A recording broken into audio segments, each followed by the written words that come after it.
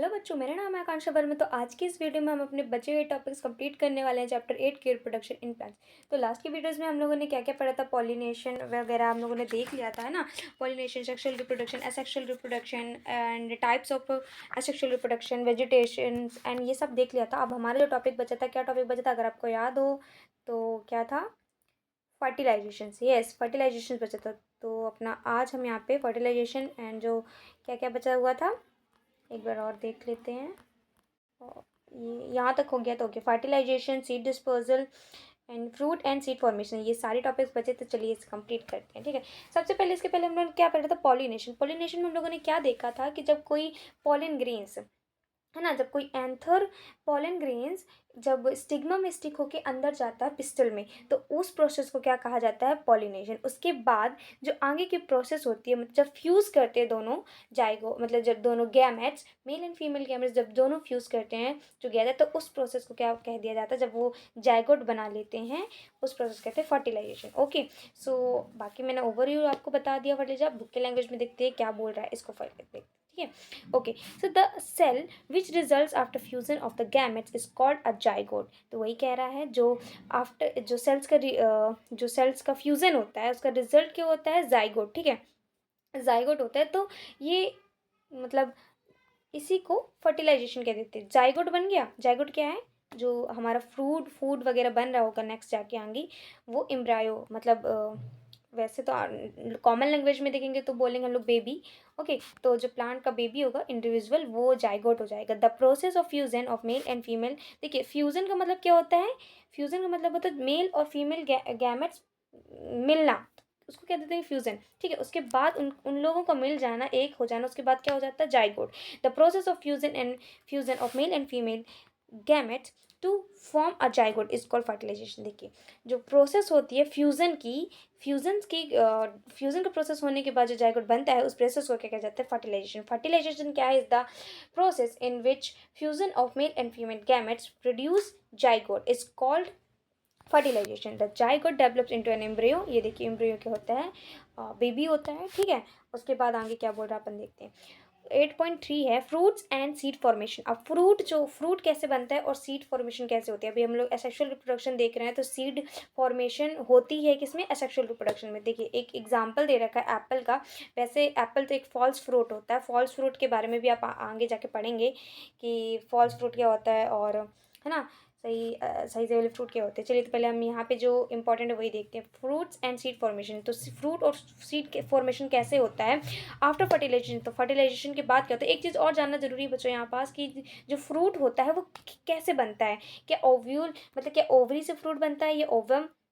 देखिए, यहाँ पे दिखा दिया गया है। और कुछ भी, और जो पॉलन ग्रेन्स होते हैं, सीड होती है, इस सब का मतलब कैसे फ्रूट बनता है, किससे फ्रूट बनता है, एक्चुअल में फ्रूट किससे बनता है, ठीक है।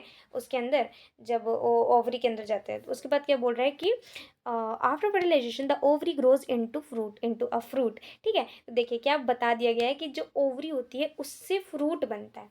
ओवरी फ्रूट प्रोड्यूस करता है and other parts of the flower fall of. और जो अदर पार्ट होता है फ्लावर का, वो गिर जाता है, ठीक है। तो मेन टॉपिक यहाँ पे क्या है? मेन बात यहाँ पे क्या बोल रहा है कि फ्रूट जो है वो ओवरी से प्रोड्यूस होती है। ओके, ये बात को याद रखिएगा। यहाँ पे ये क्वेश्चन पूछा जाता है कि जो फ्रूट होता है वो कैसे किस से बनता है? मेल गैमेट से फीमेल गैमेट? देखिए, तो फीमेल गैमेट से बनता है, लेकिन बिना मेल गैमेट के फ्यूज़ हुए बिना जो फ्रूट होगा वो नहीं बनेगा, ठीक है। तो फिर इसमें क्या बोल दिया गया है कि जो फ्रूट है वो किससे बनता है? ओवरी से। आगे क्या बोल रहे हैं? The fruit is the ripened ovary, the seed develops from the ovule, ठीक है। जो सीड होती है, जो फ्रूट होता है वो पकी हुई ओवरी होती है, ठीक है। और क्या बोल रहा है? जो सीड होता है वो क्या होता है? ओव्यूल होता है, ओव्यूल। ये ओव्यूल्स यहाँ पे एग्जाम्पल पे दिया नहीं है। ओव्यूल भी ये रहा, ओव्यूल देखिए, है ना। और जो सीड होता है वो ओव्यूल से बन जाता है।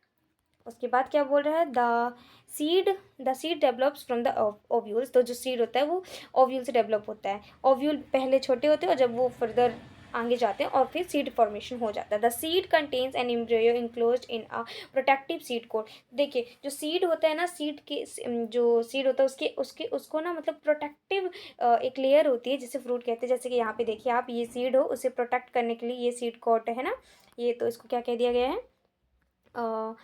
Embryo, the seed contains embryo. तो सीड के पास क्या होता है, एम्ब्रियो होता है, मतलब इसके अंदर ही गैमेट्स भी होते हैं। एम्ब्रियो, एम्ब्रियो बच्चा, ठीक है, एम्ब्रियो होता है सीड के पास। कहाँ चला गया, कहाँ है, ओके। सो सीड के पास क्या होता है, एम्ब्रियो, और वही जो सीड के अंदर एम्ब्रियो हो गया तो और सीड उसको क्या करता है, प्रोटेक्ट करता है। उसके बाद क्या कह रहा है, some fruits are freshly and juicy such as mango and orange, some fruits are hard like almonds and walnuts. तो क्या बोल दिया है, कुछ अलग अलग टाइप्स के फ्रूट्स होते हैं, जैसे कुछ उसके पास बहुत ज़्यादा रस होता है, जूसी होता है। फॉर एग्जाम्पल मैंगो, मैंगो हो गया, मैंगो के पास कितना कितना जूस होता है ना। और एप्पल, एप्पल भी जब आप काट काट के खाते हैं उसको तो कितना ज़्यादा उसमें जूसी जूसी निकलता है। ऑरेंज हो गया। लेकिन कुछ वॉलनट्स होते हैं, जैसे ये बादाम हो गया, वॉलनट्स एंड जितने सारे नट्स टाइप के होते हैं, उसके अंदर का जो सीड होता है वो कितना, जो फ्रूट होता है उसके अंदर वो हार्ड होता है ना। तो अलग अलग टाइप्स के फ्रूट होते हैं। और कॉफ़ी वगैरह भी आप लोग देख ली कैसे, कॉफ़ी भी एक नट के टाइप में होती है ना। उसके बाद क्या है, seed dispersal. Okay, next topic हमारा क्या है, सीड डिस्पर्जल। सीड डिस्पर्जल का मतलब क्या होता है, चलिए तो देखते हैं। In nature some same kind of plants grow at the different place. तो इसके, अगर आपने जियोग्राफी में पढ़ा होगा, जो है ना, आपने सोशल साइंस में पढ़ा होगा कि जो अलग अलग जगह होती है, अलग अलग जगह पे अलग अलग एग्रीकल्चर नहीं होती किसी किसी की, लेकिन कहीं कहीं पे अलग अलग देखी जाती है। जैसे एक फॉरेस्ट मान लीजिए कि एक फॉरेस्ट है और वहाँ पे एक अलग अलग जगह पे, दूर दूर जगह पे आपको सेम सेम प्लांट या फिर सेम सेम ट्रीज दिखाई दे रहे हैं। इसका मतलब क्या होता है कि जो सीड है ना, स्पीसीज के सेम स्पेसीज के ट्रीज एंड प्लांट्स के सेम जो सीड है वो डिस्पर्स हो रहे हैं। डिस्पर्स होते मतलब फैल रहे हैं। अब वो फैलने का काम कैसे होता है, वो जैसे कि मैंने पहले आपको एग्जांपल दिया था, जो तितलियां वगैरह होती हैं वो करती हैं, या फिर विंड के थ्रू, और या फिर कोई टूरिस्ट वगैरह आते हैं तो उनके कपड़ों में गिर जाते हैं और फिर उसके बाद फिर वो फैल जाती हैं, ठीक है। तो मेन सीड डिस्पर्सल का मतलब यही है कि अलग अलग जगह पे सीड डिस्पर्स हो जाती है, जिसके कारण हमारे अलग अलग प्लांट्स और मतलब वेराइटीज ऐसे देखने को मिलती है, ठीक है। In the nature same kind of plants grow at the different places. This happens because seed are dispersed to different places, ठीक है, क्योंकि सीड जो होती है अलग अलग प्लेसेस पे डिस्पर्स्ड होती है। Sometimes after a walk through a forest और अ फील्ड और अ पार्क, ठीक है। जैसे कि पार्क में भी आप लोग देखेंगे अलग अलग टाइप्स के फ्लावर मिल जाएंगे आपको, है ना। और फिर क्या बोल रहा है, you may have found seed or fruit sticking to your clothes, है ना। तो जैसे मैंने आपको एग्जांपल दिया था कि सीड या फिर फ्रूट जो होते हैं आपके कपड़े पे जो होते हैं चिपक जाते हैं, गिर जाते हैं, उसके बाद वो अलग अलग जगह पे जाके स्टिक हो जाते हैं जहाँ पे, और फिर अगर उन्हें एक सराउंडिंग मिल रहा है ऐसा कि वो ग्रो कर सकते हैं तो वहाँ पे वो ईजिली ग्रो हो जाते हैं। Did you did you try to observe how these seeds were clinging to your clothes. तो क्या आप मतलब जान सकते हैं, ऑब्जर्व कर सकते हैं कि कैसे आपके कपड़े पे चिपक जाती है ना। तो क्वेश्चन है, आगे देखते हैं इसका आंसर क्या है। What do you think will happen if all seeds of a plant were to fall at the same place and grow there. तो क्या होगा अगर एक ही टाइप का सीड जो है, एक ही टाइप का सीड सब जगह गिर जाएगा और ग्रो हो जाएगा, तो क्या होगा। सिंपल सी बात है, वो सेम सेम स्पीसीज के मतलब जो प्लांट और ट्रीज होंगे ग्रो होंगे, है ना। अगर उससे सराउंडिंग अच्छा सराउंडिंग मिल रहा होगा तो सेम सेम से न्यूट्रिशंस वगैरह सब कुछ सेम सेम हो जाएगा। there would be several there would be several competition for sunlight, water, mineral and space। तो यहाँ पे बहुत ज़्यादा क्या होगी, कंपटीशन बहुत ज़्यादा बढ़ जाएगा अलग प्लांट्स के लिए, जो मतलब अलग अलग जो अलग अलग स्पीसीज से बिलोंग करते हैं प्लांट्स और ट्रीज के लिए, कि एक ही सनलाइट, मिनरल्स एंड न्यूट्रिशंस, है ना, कि सब एक ही ले जाएगा तो फिर कैसे अलग अलग वैराइटीज़ के ग्रो कर पाएंगे। As the result the seeds would not grow into healthy plants. तो क्या होगा, जो अच्छे प्लांट्स होते हैं उनके जो सीड्स नहीं ग्रो होंगे। Plants benefit by seed dispersal. It prevents competition between the plant and its own seeding for sunlight, water and minerals. It also enable the plant to invade new habitats for wider distribution। तो जो इस para पे यही बोल रहा है कि देखिए, अगर ऐसा होता है, जैसे पहले क्वेश्चन बोल रहा है कि एक ही जगह पे सारे सेम ही स्पीसीज के प्लांट्स दिख दिख जाएंगे, मतलब ग्रो हो जाएंगे, तो कैसे होगा, ग्रो तो पहली बात होएंगे ही नहीं, ठीक है। इस पैरा में भी यही बोल रहा है कि जो सेम जो इसका रिजल्ट होगा, तो जो हेल्दी प्लांट्स होंगे उनके लिए कितना हार्मफुल होगा, मतलब कि जो हेल्दी प्लांट्स होंगे वो ठीक से ग्रो नहीं कर पाएंगे, कंपटीशन बढ़ जाएगा, है ना, कि कैसे कैसे अच्छे अच्छे मिनरल्स हमें चाहिए, हर प्लांट अपने अपने लिए एब्जॉर्ब करेगा। और एक चीज़ और यहाँ पे बता रहा है कि जो सीड डिस्पर्जल है वो कितना इम्पॉर्टेंट है सीड्स के लिए, स्पीसीज़ के लिए, कि अलग अलग जगह पे रहेंगे तो ज़्यादातर हम लोग मतलब अलग अलग प्लांट्स के लिए एक ही प्लांट के लिए मतलब अलग अलग डिस्पोजल ईजी होगा कि सनलाइट वगैरह मिनरल्स एंड ऑल, है ना, क्योंकि अलग अलग प्लांट अलग अलग मिनरल्स भी लेते हैं, सेम काइंड ऑफ कुछ लेते हैं और अलग अलग एब्जॉर्ब भी करते हैं, और हैबिटेट वगैरह ये सब, है ना। इसके बाद क्या है कि seeds and fruit of plant are carried away by wind. देखिए जैसे मैंने पहले ही बताया था, विंड वाटर एंड एनिमल्स, विडेज seeds such as those of drumsticks and maple. Figure 8.13a b 13a, ये देखिए। तो ये सीड का बता रहा है किस दो दो दो सीड बता दिया गया है। देखिए ये ड्रस्टिक है और ये मैपल है ना। तो इसमें भी यही बताया है कि जो सीड और फ्रूट है वो किस किस के थ्रू मतलब दूर जाते हैं और दूसरी दूसरी जगह पे प्लांटेशन हो जाती है उस सीड का, कैसे विंड के थ्रू, वाटर के थ्रू एंड पानी एंड एनिमल के थ्रू। एनिमल भी एक चारा जैसे खाते हैं तो फिर उनके उनके भी बॉडी पे चिपक जाते हैं और फिर अलग अलग जगह पे ग्रो हो जाते हैं। उसके बाद क्या बोला, light seed of grasses or hairly seeds of arc mother and hairly and hairy fruit of sunflower। एक मिनट मैं इनका इमेजेस आपको दिखाती हूँ। लाइट स्पीड ऑफ grasses और hairly seeds of arc mother and hairy fruits of sunflower। Figure 8.14 b a and b, okay देखते आएंगे। Get blow off with the wind to far away places.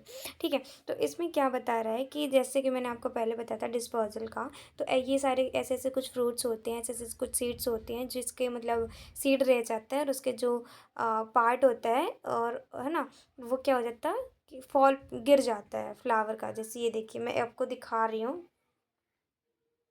देखिए जैसे ये हो गया, है ना, ये हो गया, ये हो गया।